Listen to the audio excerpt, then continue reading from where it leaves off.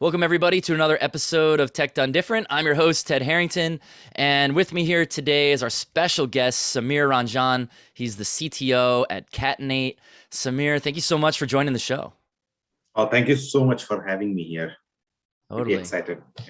Yeah, me too. And when you and I were chatting the other day, we were talking about, this idea, this perspective in career development around tech, which is this, technical, scientific field. And yet the key to success oftentimes has to do with more of the soft skills and things that are decidedly not technical, or at least not in the traditional sense of what we might think as technical in the world of computer science. So let me ask you the first question right out the gate. This is an area that you've certainly studied and you're an expert in.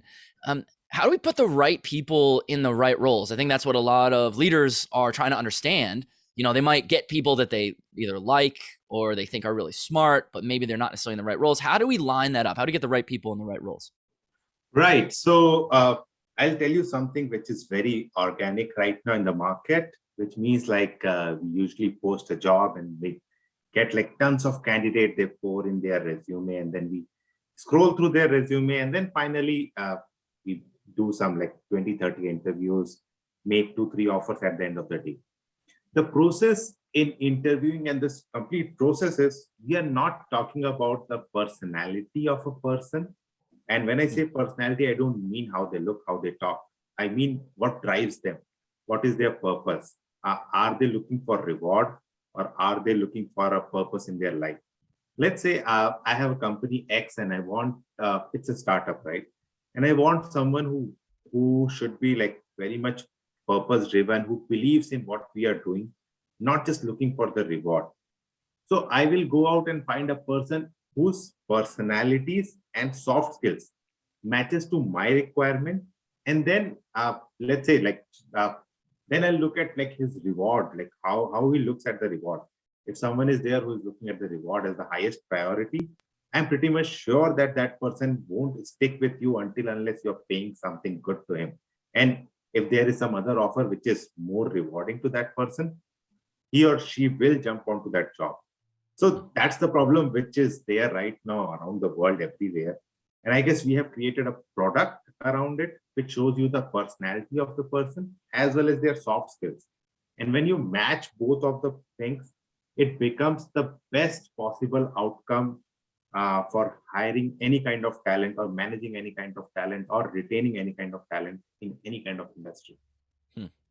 Yeah, the idea of personality profile, I don't know if profiling is the right word, but let's just run with that for a second. The idea of personality profiling has come up a couple of times on this show, and I think it's really, really fascinating, because what I'm hearing you say is that pay alone isn't going to keep somebody in the right job unless the job resonates with their personality. Am I understanding that correctly, what you said?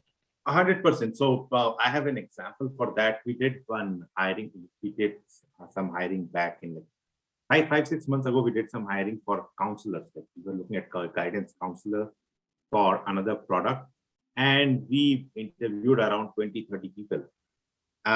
We used some mathematical calculations by which we got the soft skills, and we got their personality metrics. And when we hired the final hires, the final 6 people whom we gave the offer, they had the similar personality, which was quite fascinating to us. And it got us thinking, like, is it just the soft skills or the hard skills that drives a person, or is it the personality?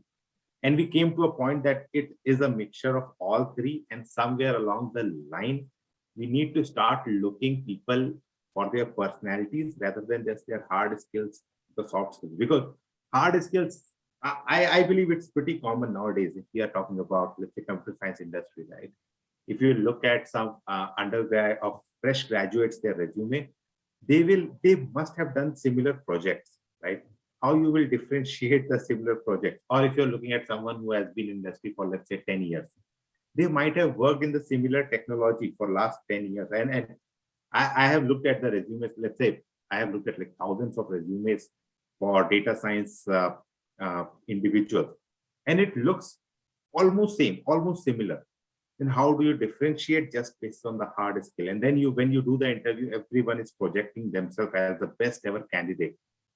But the missing piece of the puzzle is you need to understand their soft skills on more granular level, where it is much more quantified, and you're not just attaining their soft skills on just one conversation. It's something which is quantified. And then there is their personality. As I told you, like what they are looking for, what's their purpose, what drives them, what is their spirit. When you look at all those things, it makes an intelligent hire, I should say, where you know that what kind of person you're getting into your organization and how you can shape them to become a better professional. I'm not saying they are going to stay with you for next 20 years, 30 years. It might not be true, but you will know at what point they will leave you, and you will know how you can make them grow so that they don't leave you just because they didn't get the growth opportunity or they didn't get the right reward which they were looking for. And the reason is you didn't know both answer to both the questions, because you didn't never know that they're looking for a learning growth or a technical shift or a functional shift, or are they looking for more reward, or were they happy with the reward but you were overpaying them, and then they got into a mentality where this company is just for, they are butchering people and they're giving them more and more money, which is not related to their outlook of reward. So we need to start thinking on those lines, because the great resignation is here to stay until we fix this problem. So just to make sure that we don't lose anybody with these different terms. So I've heard you describe, it sounds like 3 different ideas, and correct me if I'm understanding wrong or incorrectly, but it sounds like there's hard skills, there's soft skills, and there's personality. Or those are 3 different things, right? You can call it, it's a three-legged stool. Okay. And we need to look each of them individually and then combine so that we can make a chair where person can sit on. Sure. Okay, so maybe you could help me define what are in each of those 3 categories. I think that many people probably understand the distinction between hard skills and then everything else. Hard skills being the technical skills required to do a job. Like you need to know how to run a process or whatever. And soft skills, I'm interpreting from what you're saying, are, well, why don't you explain it to me? Because I don't want to be wrong about what's the distinction between a soft skill and a personality trait. 100%. So soft skill, let's say we have identified soft skills as 80 sub-soft skills and then collected it as a 10 major soft skills, right? So 10 major soft skills, let's say I'll give you some example. That is communication, that is adaptability, that is teamwork, leadership. So those are few examples of soft skills, how it looks like. And then in communication, you can have like written communication, oral communication, different types of negotiation and all those things. Now, the problem right now is you always say that that guy is a better communicator. But can you say that on a scale of 1 to 10, oh, he stands at 8, his communication skills are 8 or it's 5. So we quantified that and we came up with an algorithm which suggests like, you give few sprints, if you give few quizzes, you solve some questions, and it will give you like what kind of a person you are, and that what kind of a person you are is a personality, and that drives like how you act in various situations. That gives your soft skills. Because, for example, let's say there is a hole in the road, right, and somebody falls into that, like in a pit in the road, and somebody falls into that. Now you have, as an individual, you have 3 options right there. Like you can call 911, or you can go ahead and like try to pull that person out, or you look for the person around you who can pull that person out, right? Now, based on one of the options which you choose, it gives your personality. Like let's say you chose 911, right?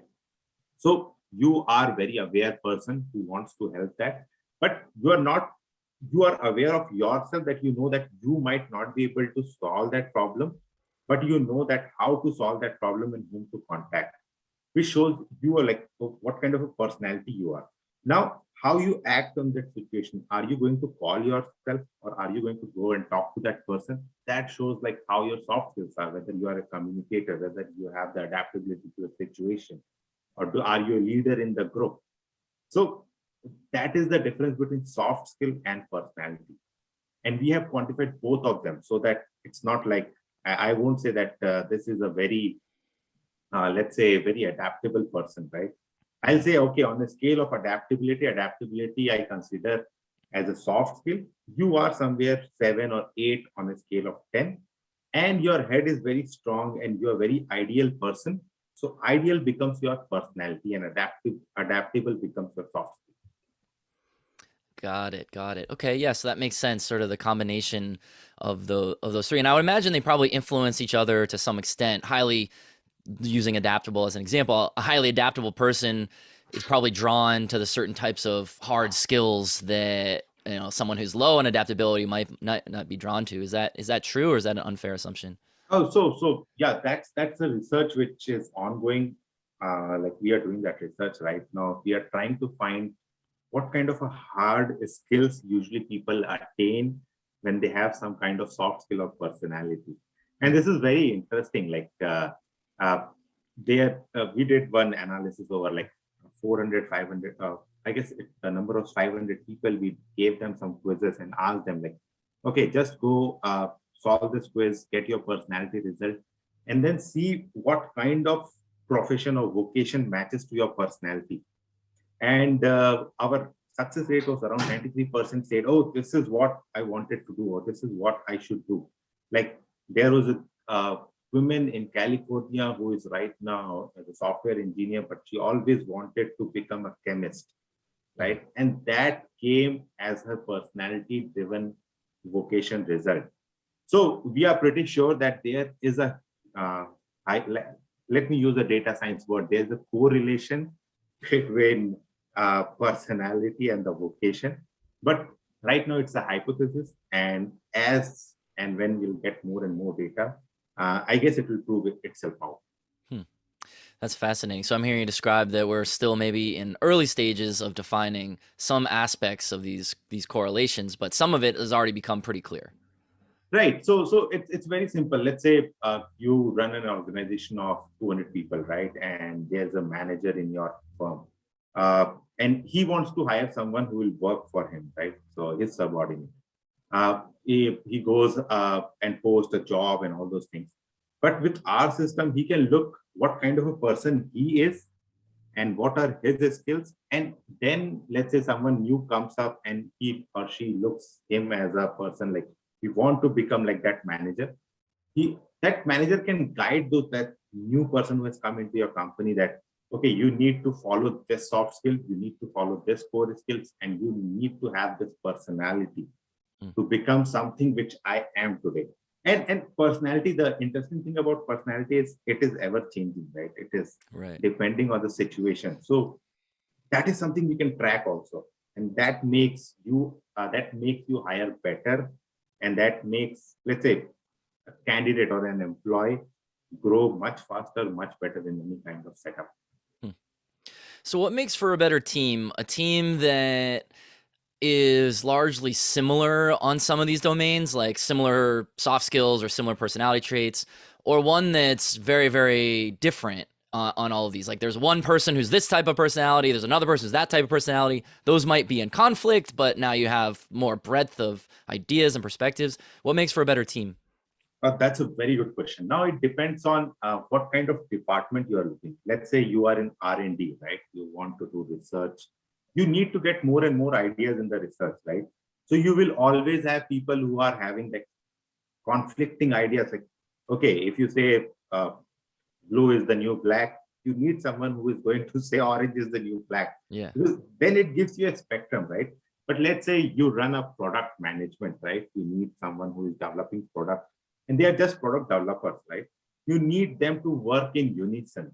Then you'll get people who are usually similar in how they approach, in how they work. Now, the thing is, what we are doing is we are asking companies to define their own culture, like departmental culture. Let's say you are an established institution and you already have a team and department. Go ahead, look at your current employees, how they look like, and then find the new employees who will sit in this domain of employees which you have right now. I read a very interesting story, case study by, I guess, Google. They don't usually hire people who is extremely talented and is conflicting to their team, because when they come in, it might disbalance their team. Now, I don't know how true is this story, but there is always, I believe there is a rhombus kind of a situation. It's not particularly square, or it's not particular rectangle. It's a rhombus, which is, it is tapered on every side, and people usually try to fit in that boundary. And that's what like data science also does. Like uh, it converges to a point where it starts making sense, and that's what the software, or like, let's say, anyone in the world wants to do with their company. Like they want to get like more and more candidates closer to what they have right now. Mm-hmm. And then it starts making sense to them. Okay, now people are not leaving, people are growing together because they think alike, they talk alike, and they want the same outcome at the end of the day. But as I said, it's very, very, very much related to what department we're building. Got it. Okay, so we've been talking about how we can get the right people in the right roles based on the combination of these three areas: hard skills, soft skills, and personality. Let's look at this from the perspective of a leader or a manager. So now you have your people on your team or in your department. What's the best way for us to groom people and to develop them and grow them based on these three legs of the stool? Or if we wanted to pick one, maybe let's start with personality. How do we, as leaders, groom people based on their personality, and then similarly on soft skills and hard skills as well? Right. So let's start with personality. Personality is something which I believe it's more event driven, right? Like let's say when we were 20, we might had a different personality. We might have different whole outlook on how our life is going to be, how, what is our purpose, and what's the reward outlook we will have. But as you reach till 30, your whole outlook changes. Now you are more profession driven. You want to do something good in your life. You want to now save money towards your 401ks and all those things, right? And when you reach 40, and now you are like, okay, I need to invest something so that when I retire, I have enough money. When you reach to 50, you are like, okay, now I just need to invest money. You are not now purpose driven or profession driven or anything. It's like at the end of the day, you are like trying to get the reward, and now you are teaching and preaching other people, right? So personality changes usually with the age and the events which are happening to you. So when we say about grooming the personality, it's usually related to where you want to be. Like let's say uh, you want to be someone who wants to get more and more and more money, right? You want to become a billionaire, and then 100 billions and 1,000 billion, maybe the first trillionaire of the world. You need to understand that kind of a person and give him or her that opportunity where his reward is fulfilled. As a leader, like when I see in my organization, what kind of people are there? Are they purpose driven? Are they reward driven? Or are they very strict professionals? Like, okay, I can get anything done. So then I place them in a job role where it makes more sense to them. Let's say they're salespeople, right? Like for example, they're a salespeople. Again, I'm not calling anyone out, but let's say there are salespeople who live on commissions, right? And if there is someone who wants to make like, let's say $500,000 a year living in Dallas, and they are hitting their, and their goal is like, I'll go out today and I'll get like 100 of deal, and I'll hit my numbers. And the problem is, uh, do we know that kind of a person? And if we know that kind of person, are we giving them that opportunity? So as soon as I know the personality of the person, I can give them that opportunity to grow in my own organization, rather than them looking on the LinkedIn for the next new job, which is paying them that kind of reward.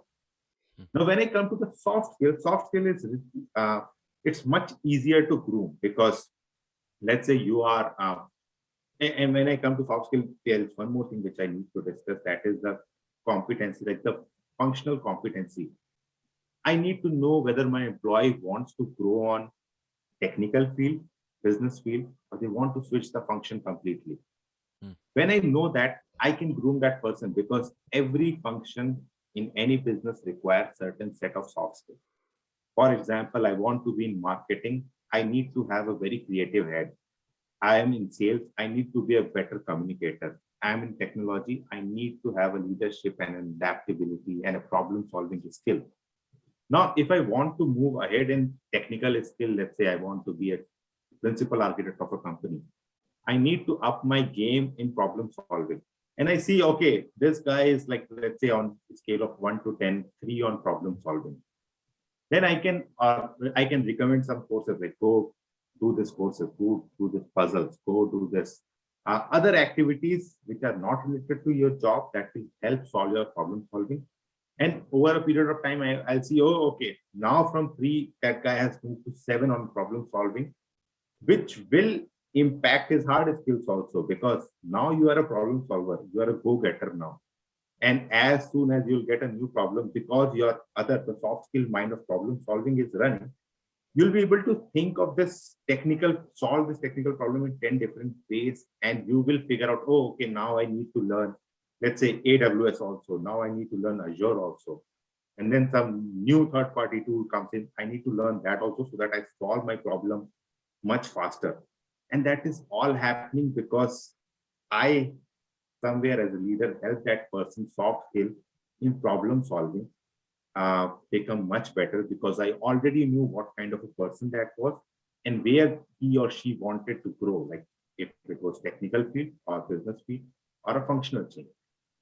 So that's how you manage your employees, so that right now I won't talk about retention, like whether you'll be able to retain them, but you'll be definitely able to help them grow into a much better professionals at the end of the day. And I guess as a leader or a manager, that's my end goal. Now, do these ideas of it sort of seems like as we go down this path of hard skills, soft skills, and personality trait, it seems like the farther we go down that, the more squishy it sort of seems. Like you can measure someone's hard skills, like can they do a task? And soft skills, you can measure them, but maybe it's a little harder. Like, are they a good leader? Well, what's a good leader? It looks like this and not like that. And then personality traits, it's like, I don't know, it gets harder. So how do you obviously bring a lot of data science to this idea. How does the average person use data science to better understand these 3 legs of a stool for a given person, and then use that in order to optimize this person's performance? Right. So there is a product like Maya, which is coming in the market in next 15 days. That is for especially B2C market, like all the customers around the world, all the individuals around the world, they can download it, they can put in their resumes, they can do some sprints, and then they can see what kind of soft skill level they are at. So it's the first time, I guess I want to say, because we got the patent on it, the first time in the world someone has quantified the soft skill, which makes them like, okay, as I told you, like on a scale of 1 to 10, I can tell you like, okay, you're 7 at this or 6 at that. And when you see, like, let's say you are 2 at communication and you want to grow yourself to 3 or 4, there are hundreds and thousands of courses around the world. Like different companies offer different kind of courses. The thing is, right now the traditional ways, we hear that someone says, oh, you need to improve your communication skill. Then you go and then you learn 3 courses. But do you know how much you have improved there with that 3 courses? So that is something which you can track with this app, because it has a data science algorithm behind it, which measures your learning also. And it's a situational questions, right? So as this is something which I have seen pretty much happening in my life and around my all the people whom I meet and talk about it. As soon as you learn something, there has to be a delta change in either positive direction or negative direction in your aptitude. Somewhere it has to be. And when you learn something very positive, there is always a positive delta change. I have never seen someone who learned, let's say, they did a soft skill program, some kind of a communication program, and their communication went from good to bad. This never happens. This will be good to delta good, right? It might be very small change, but that change will be there. So that is what we are measuring right now. You just brought up a really fascinating idea, and let me make sure I understand correctly what it was you just suggested.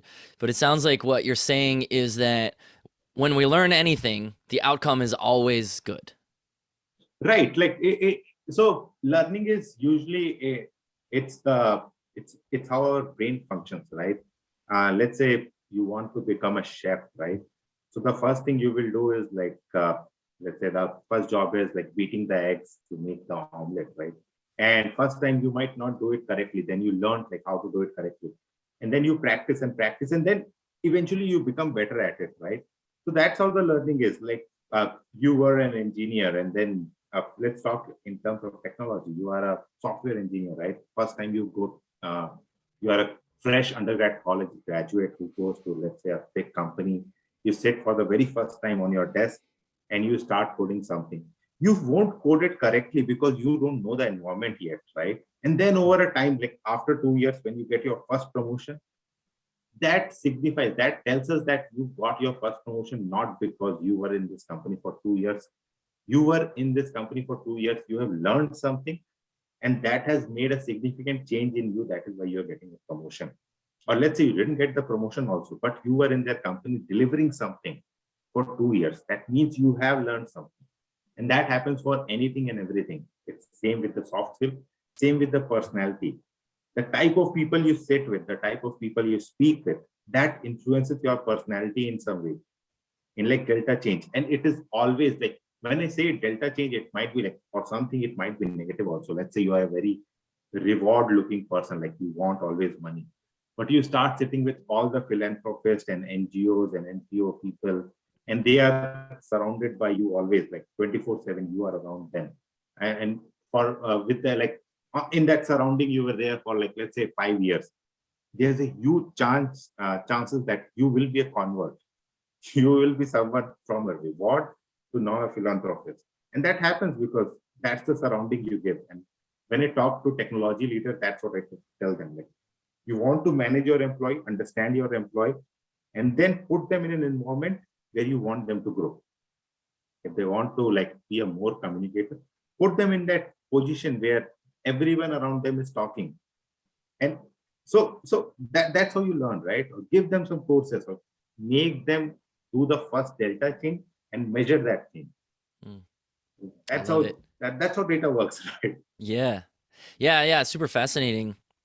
So as our time together here comes to a close, what have I not asked you about that I should have, or what's something that you want to leave our audience with on this idea of how we can, essentially use data to help groom people and develop their careers on the three legs of this stool?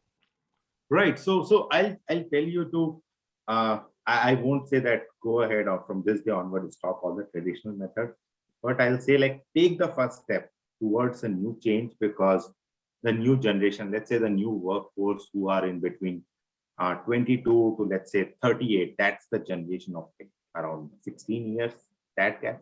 That age is very volatile. And right now, I believe the generation is Instagram generation. That's what I call them, because everything is flashy, everything is on the social media, news feeds, everywhere, right?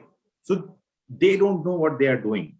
And when they get like confused at the age of 30, 31, 32, they have the midlife crisis because they don't know what to ask.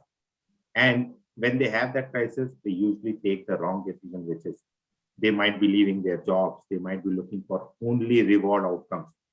Help them understand who they are so that they can grow and be a better professional, so that we don't have like this problems like the great resignation or there is no company culture. Because a company culture comes from the people. And if your people are so confused about themselves, how you are going to create that culture? So that's what my only. I love it. Well, Samir, thank you so much for coming into the show and sharing some wisdom. I think a lot of people will have learned a tremendous amount, myself included, from what you shared today. Thank you so much, Ted, for calling me. It was a really nice experience. Absolutely. To check out what Samir is up to or learn more about the show, just head over to tedharrington.com/podcast, and we'll catch you next time.